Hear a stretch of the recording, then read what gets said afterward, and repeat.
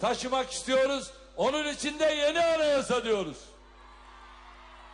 Ancak Diyarbakır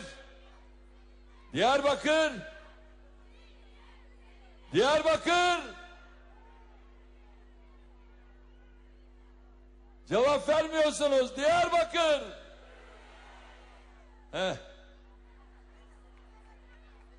Ama duymuyorlar.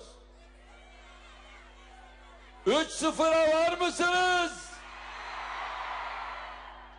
3 gün çok çalışmaya hazır mısınız? 72 saat. 72 saat. Hanım kardeşlerim, unutmayın, kale içeriden fethedilir. Kalenin içinde siz varsınız.